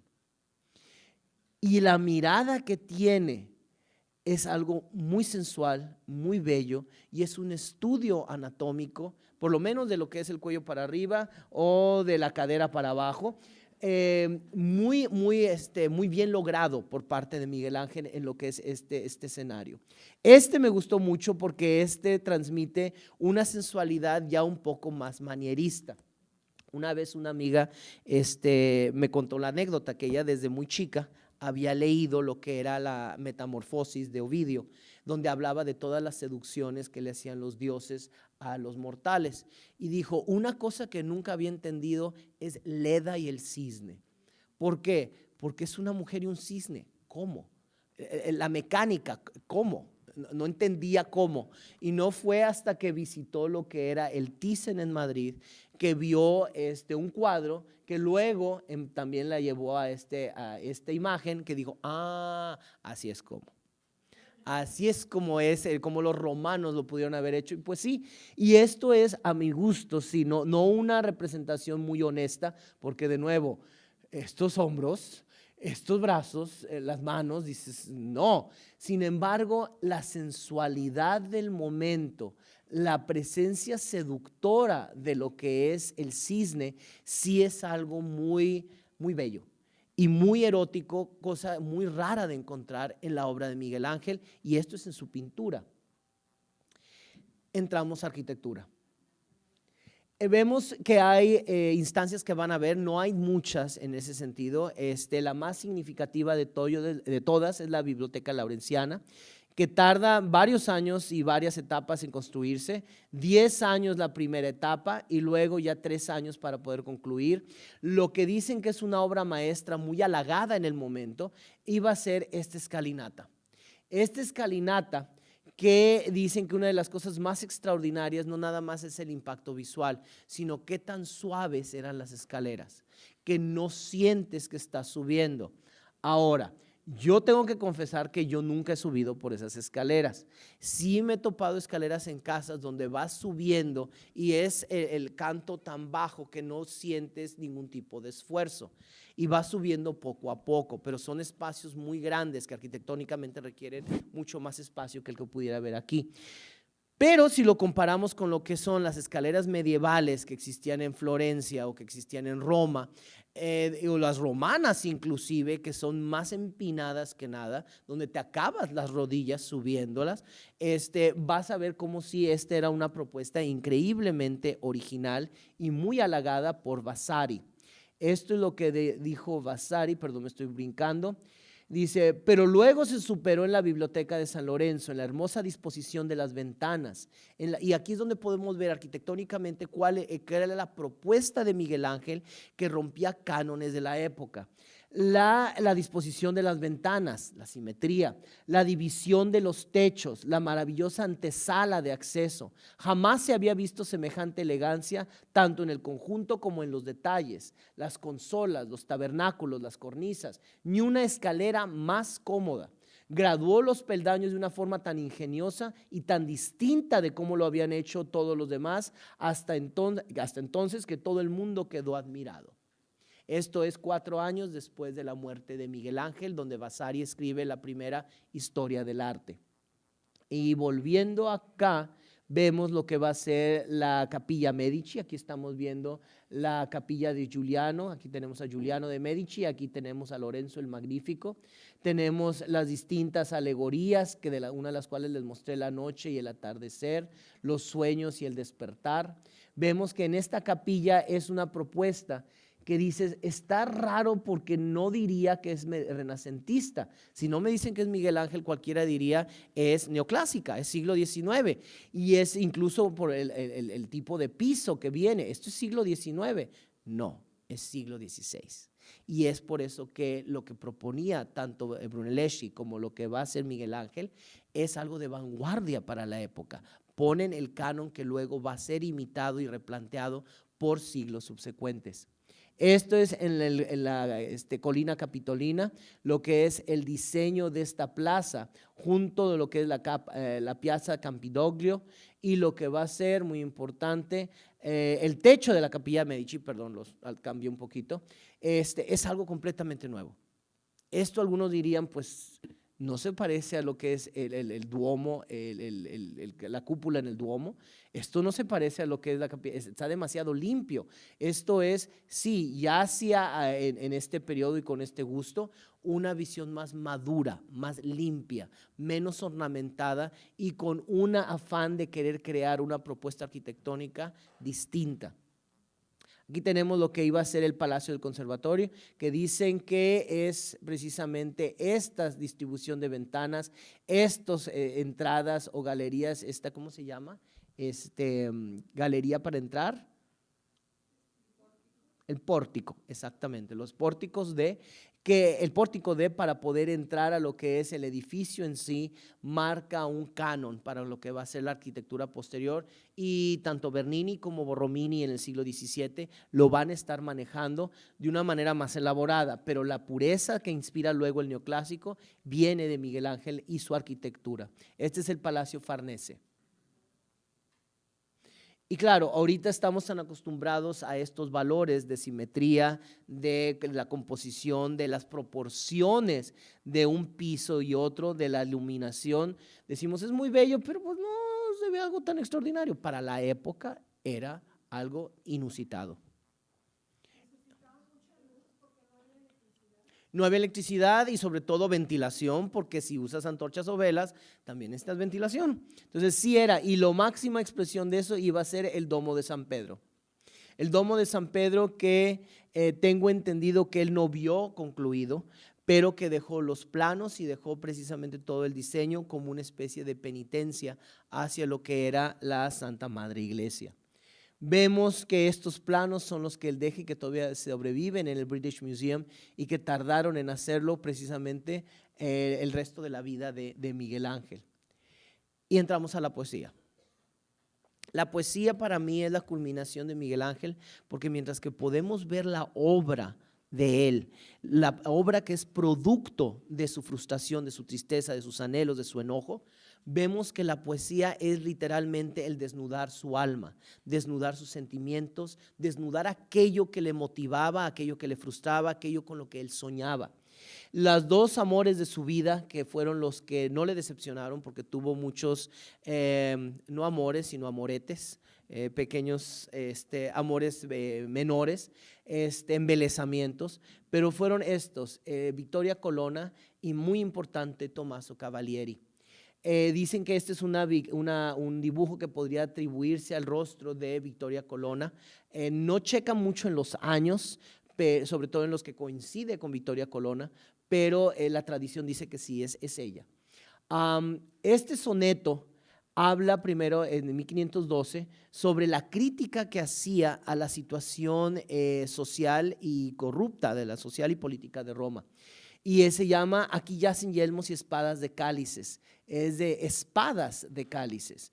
En 1512 dice, aquí se hacen yelmos y espadas de cálices, y la sangre de Cristo se vende a manos llenas, y cruces y espinas son lanzas y rodelas, y hasta la paciencia de Cristo se acaba. Mas él no debiera volver a estos lugares si hasta las estrellas su sangre ya llegase. Ahora que en Roma le venden la piel y a toda bondad le cierran la entrada. Si tuviera yo deseo de perder tesoros, puesto que aquí ya perdí mi trabajo, puede el del manto hacer lo que Medusa en Moro, pero si al alto cielo la pobreza agrada, ¿qué hacer para retornar a nuestro estado si otra señal apaga la otra vida? Es complejo de analizar y no tenemos mucho tiempo para ello, pero lo único que les puedo decir es de que sí encontramos poesía de protesta, poesía de alabo, y muy importante, la que a mí más me gusta, es las poesías de amor que escribe. El poema 41 de sus sonetos, espíritu delicioso, en el que se espera creer por dentro como aparece en el rostro por fuera. Amor, piedad, merced, cosas tan raras que nunca con tanta fe se unieron en belleza. Me cautiva el amor y la beldad me ata. A Tomaso, 14 años antes de que muriese, había una diferencia de edad y es un embelezamiento que él ve porque lo ve como un ideal. Por más que la tradición, heteronormatividad diga que no, es un amor platónico igual que Victoria Colonna. No, aquí de repente ves algo que a Victoria nunca le escribió. Aquí sientes un poquito hormona, aquí sientes pasión. Y dice, si fui ya muchos años 1000 veces herido y muerto, que no vencido o cansado, por ti culpa mía es. Ahora retornaré blanco el pelo a tus promesas necias. Has atado tantas veces y liberado tanto los tristes miembros y tanto herido el costado, que puedo apenas volver en mí, aunque bañado el pecho de abundantes lágrimas. De ti me duelo, amor, contigo hablo, libre de tus halagos. ¿De qué sirve tomar tu arco cruel y disparar a nada? Como al leño en cenizas, sierra o termes, gran vergüenza si es perseguir corriendo a quien perdió ya destreza y movimiento. Y Tomaso, again. Si el deseo inmortal que alza y modera los demás pensamientos aflorase los míos, quizá quien en la casa de amor despiadado reina, volverle podría en apiadado. Pero como el alma por ley divina mucho vive y al poco muere el cuerpo, no puede el sentido su alabanza o valor de describirlo bien, si bien no lo entiende. Entonces, ay de mí, ¿cómo será entendido el casto deseo que al corazón enciende, por quienes siempre en los demás así se ven? Mi jornada más querida no me es posible con mi Señor que escucha las mentiras, pues a decir verdad es embustero quien no cree. Y lo podemos ver último. Hubiera creído el primer día que miré tanta belleza única y sola, de tener los ojos como águila al sol, en la menor de las tantas que deseo. Conocí después mi caída y mi error. Quien sin alas quiere un ángel seguir, siembra en piedra y al viento las palabras esparce y busca a Dios con la razón. ¿Qué haré? ¿Qué guía o escolta podrá valerme o ayudarme contigo? Si ardo al acercarme y al partir me matas. Los legados y paradigmas de Miguel Ángel se pueden encontrar en todo lo que es la cultura cotidiana, en toda la tradición occidental, incluso en los nuevos artistas que vemos. Lo que es como legado es no nada más el desnudo, sino la sensualidad, el equilibrio, la simetría y en muchos sentidos quizá también la búsqueda de la perfección y de la redención. Muchísimas gracias.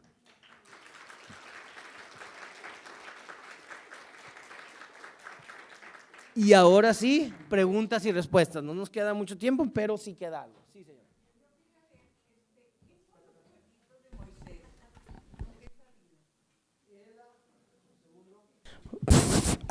Es la tradición que dice que es de los que dan las leyes. Estaba vinculando la tradición judía con lo que era la tradición en la escultura pagana, donde el que maneja las leyes, Apolo Febo, tiene este tipo de decorado. Es lo que yo tengo entendido. Deje revisarlo porque si ya me lo habían preguntado antes y yo de sonso no lo he checado. Pero no era una corona, es básicamente, dicen que es la tradición de lo que era la autoridad.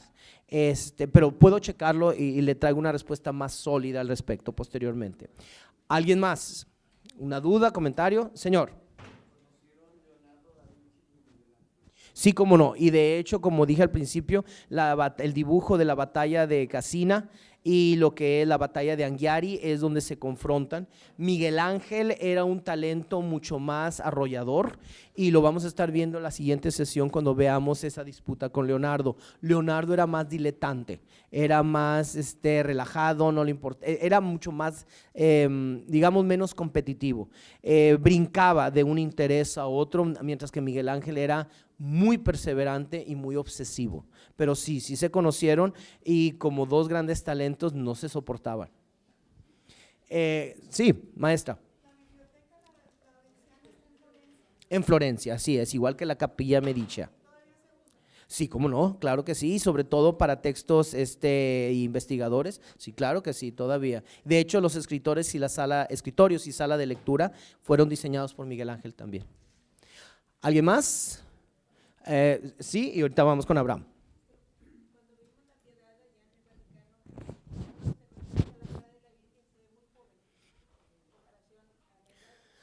Se supone que tienes un hijo de 30 y tantos años muerto en tu regazo y tienes el rostro de un adolescente. Dicen que hablaba sobre la pureza y esa devoción a María, donde lo que es la virginidad de María la mantenía joven. Por lo menos es lo que propone Miguel Ángel. Pero sí se nota y era a propósito por la devoción mariana que había. Sí, Abraham.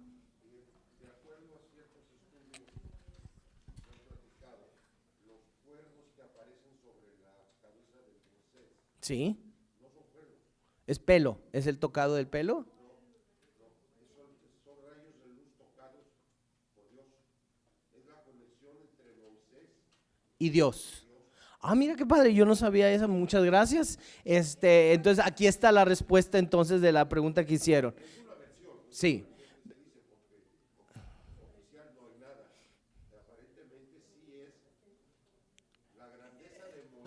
Es que lo tocó Dios.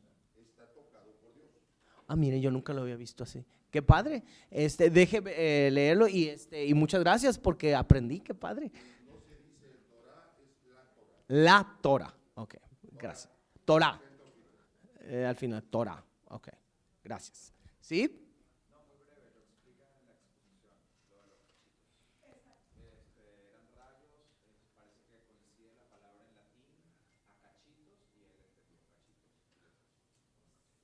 Ok. En la exposición de los rayos de iluminación.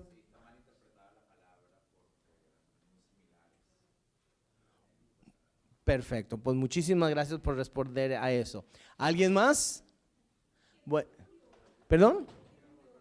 Ya de grande, de los achaques que tenía, tengo entendido que ya fue un fallo general, que pues, murió, dicen causas naturales. Y pues tiene razón, de 64 más 25, ¿cuánto es? Es 89.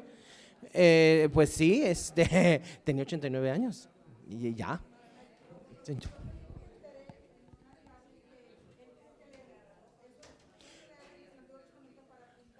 La Torá dicen que es algo que le estaban leyendo mientras que estaba pintando la Capilla Sistina.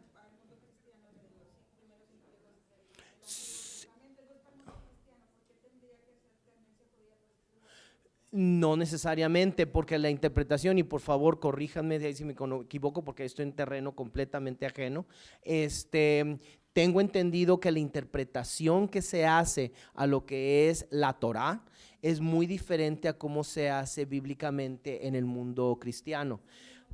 Aunque sean los mismos libros, pero el lenguaje y los símbolos que se representan en términos literarios son distintos. Le pongo un ejemplo. Cuando hablamos, ¿cuál era la interpretación? Porque esto fue Fray Julián Cruzalta, que lo pone de una manera padrísima.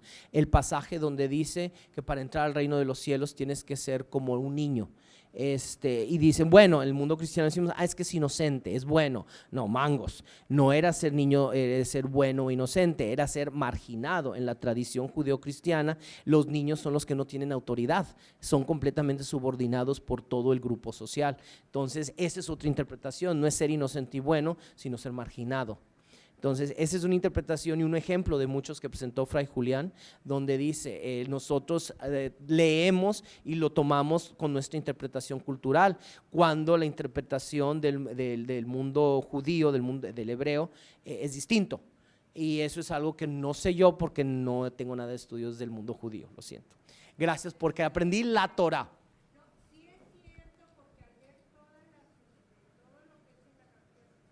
Sí.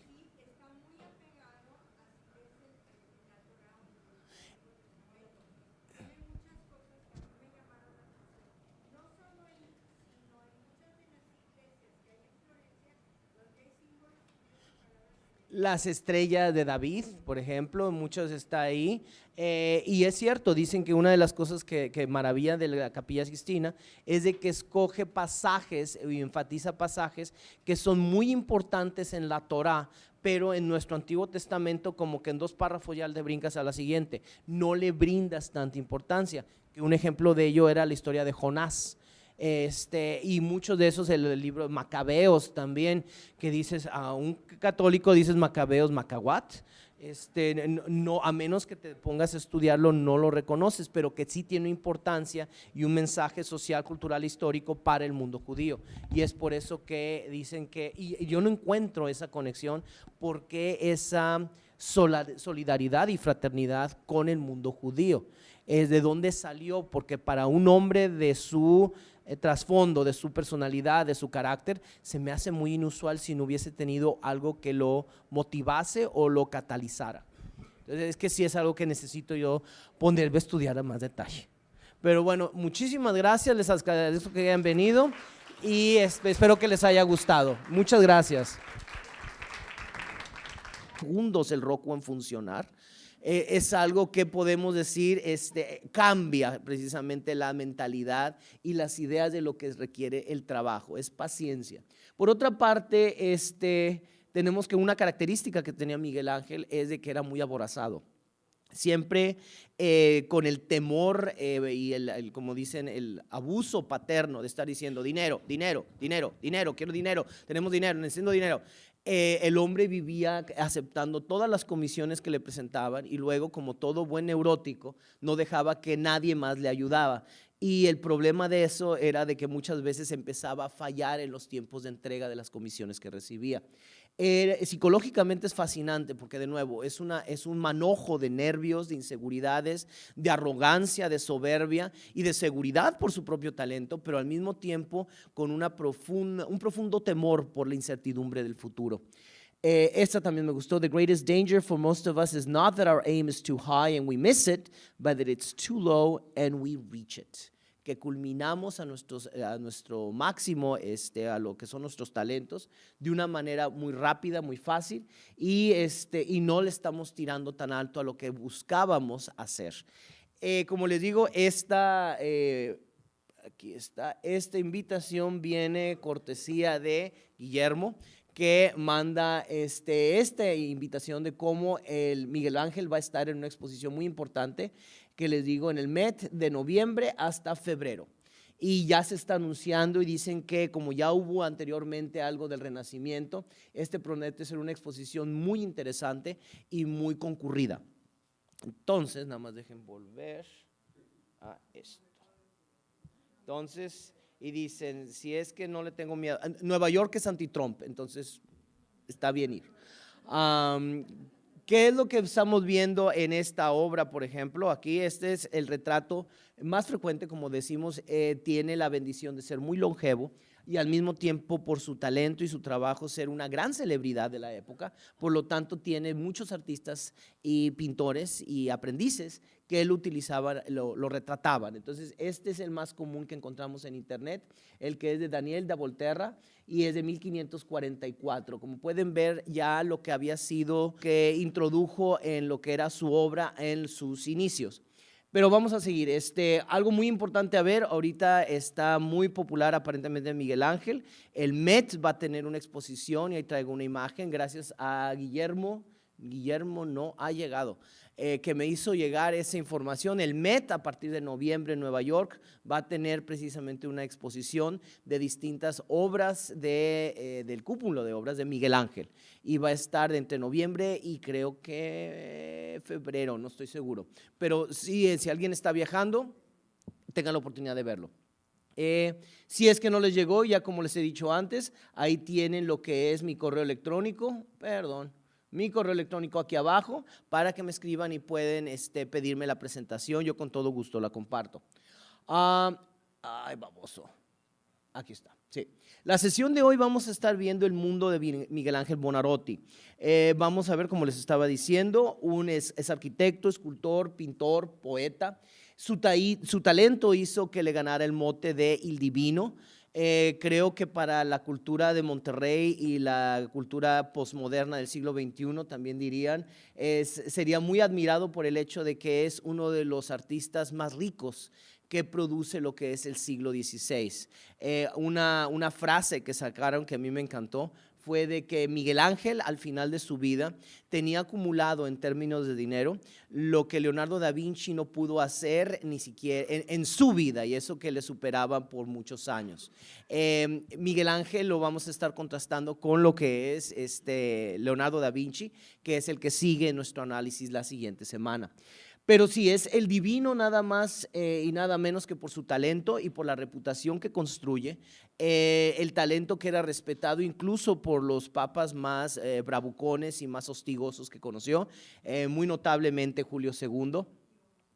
Vemos que fue un hombre lleno de contradicciones y eso se me hace muy interesante porque mientras que era una persona, y hay un soneto que pongo de él, que mientras que estaba dedicado a lo que era, obsesionado con lo que era el concepto de belleza, al mismo tiempo se da cuenta que fue como dice, una amante muy cruel. Si es que nací para lo que es el arte, me dieron realmente un gran… Muy buenos días, podemos empezar entonces. Ya sé que la lluvia nos atrasó un poco, pero creo que podemos empezar a la discusión, sobre todo porque tengo mucho material que compartir con ustedes el día de hoy. Esto ya les debió haber llegado, lo mandé hace como una media hora al correo del curso, por lo menos alguien me escribió diciéndome que sí lo había recibido, entonces debe de tenerlo. Los de Hotmail de repente han rebotado porque detectan que pesa mucho y algunas veces rebotan, pero sí están, yo lo envié hace media hora, llegó aquí, entonces si llegó aquí, ya debió haber llegado a los demás. ¿Ya llegó? Perfecto. El día de hoy vamos a empezar y ya sé porque me van a decir, ¿te equivocaste? Escribí, sí, estaba un poco desvelado, entonces escribí mal el nombre en la versión que les envié, pero ya lo corregí. Y ya viéndolo aquí dije, no, si no se escribe. Vamos a estar viendo específicamente lo que es la vida de Miguel Ángel y muy brevemente vamos a hacer un estudio de una muestra de su trabajo que realmente es extraordinario precisamente por el hecho de que se extiende a todas las disciplinas que lo catalogan entonces como un hombre del Renacimiento, un Renaissance man, un hombre que domina no nada más la ciencia o las artes a su alrededor, sino incluso hace una gran aportación a ella. Estamos hablando de Miguel Ángel Buonarroti y estamos hablando de lo que es la pintura, la escultura especialmente, la pintura, lo que es la arquitectura y últimamente con la poesía. ¿Por qué quise terminar con la poesía? La poesía a mi gusto revela mucho de lo que es la personalidad y el carácter del artista. Y cuando estamos hablando de Miguel Ángel, es muy interesante ver cómo la genialidad que nos trajo todo esto como aportación en la tradición artística de Occidente se convierte en algo que fue una tortura para él. Y al final yo no puedo terminar de decir que me cae bien Miguel Ángel al final de su vida, porque siento que todo el arrojo y valentía, y ahorita vamos a estar explorando de esos aspectos en su juventud, al final en lo que es su temor religioso, en lo que era esa búsqueda por redención, termina, siento yo, traicionando mucho de ese espíritu crítico cuando estaba descontento, pero a la vez sabía ocupar su lugar, y cuando se peleaba con Julio, se peleó como un par de veces con Julio II, se regresó a Florencia, y el Papa aquí no tiene autoridad. Te doblegas a la autoridad porque el Papa ya le va a declarar la guerra a Florencia si es que no regresas a Roma. Pues no me devuelvo a menos que tenga la inmunidad diplomática de Florencia. Era un hombre muy sagaz en ese sentido, y creo que su talento le hizo ver qué tan protegido podía estar, pero eso no significa que estuviera exento del temor, el temor de intrigas palaciegas y del abuso de muchos de los pontífices de la era. ¿Qué es lo que estamos viendo de Buonarroti? Michelangelo di Lodovico Buonarroti Simoni nace en 1475 y muere en 1564. Vemos que es hacia el final de lo que es su vida que hace realmente obra muy interesante en términos de escultura, que deja de alguna forma u otra inconclusa. Ya era un hombre que, por lo menos en las cartas que le escribe a Condotti, que le escribe a Giovanni Varese, que le escribe a todo lo que son sus amigos, estaba ya con profundos achaques hacia el final de su vida. Estas citas se me hicieron maravillosas porque son muy reveladoras respecto a lo que es su mentalidad y su visión de lo que era la vida, el trabajo, el arte en sí. Me encantó esta. I saw the angel in the marble and carved until I set him free. Lo siento, sí. Mis fuentes siempre son libros que están muchas veces en inglés. Lo siento si es que no pongo la traducción, muchas veces no tengo tiempo. Vi el ángel en el mármol y le estuve esculpiendo la piedra hasta que lo liberé. Habla de mucho de cómo era muy cuidadoso en la búsqueda del material, de los bloques de mármol, que compraba entre 1 y 5 ducados de oro, y que con eso podía él esculpir, pero él decía que la piedra le hablaba, que él veía las figuras dentro de la piedra y que simplemente empezaba a labrarla para poder liberar la figura que se encontraba dentro. Una cualidad que sí podemos ver en lo que es su serie de esclavos, la inconclusa, que vamos ahorita a ver en su escultura. Genio es paciencia eterna. Ser genial significa ser paciente. En un mundo donde queremos gratificación inmediata y que nos quejamos porque está tardando 10 en trabajo, me dio un gran sufrimiento el poderle servir. Era muy importante porque para mí para mis alumnos por lo menos, porque yo siempre digo que es un poquito hipócrita. Cuando estamos hablando de Picasso, hablamos de todas las mujeres que inspiran a Picasso. Cuando hablamos de Manet, también de todas las modelos que tenía Manet. Cuando hablamos de Rodin, por supuesto, también tenemos todas las, pero cuando hablamos de Miguel Ángel, lo queremos heterosexualizar, lo queremos hacer dentro de la normativa para poder ser aceptable dentro de esa visión de no, un hombre tan talentoso no podía ser un degenerado, como se le catalogaba la homosexualidad en el siglo XIX. Sin embargo, yo siento que eso fue uno de los grandes motores para lo que fue su búsqueda de lo que es la perfección artística y en alguna forma u otra una visión de lo que él consideraba la expresión máxima de la belleza. Era un devoto católico, y eso es lo que les digo que es un poquito las contradicciones en su vida. Mientras que estaba atado y se sentía que era un motor muy importante en su vida, su sexualidad, vemos que también era un devoto católico, y eso le hizo sumamente reprimido. Y al final puedes ver a través de lo que es su obra realmente, sus sonetos, realmente cuánto estaba reprimido y cuánto le hacía sufrir esto.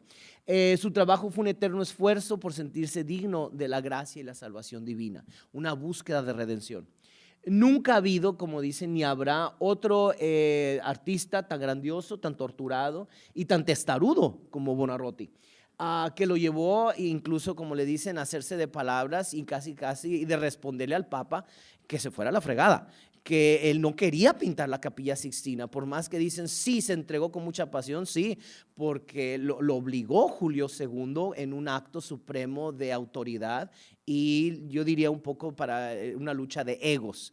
Y Julio II, de alguna forma u otra, ese fue algo chistoso que descubrí hace unos días, le mienta a la madre. Muy divertido Miguel Ángel a Julio II en la Capilla Sixtina. Y ahorita les voy a decir dónde. Y yo nunca me había dado cuenta de ello hasta que te pones a explorar muy de cerca el lenguaje renacentista y medieval que existe en los paneles de la Capilla Sixtina.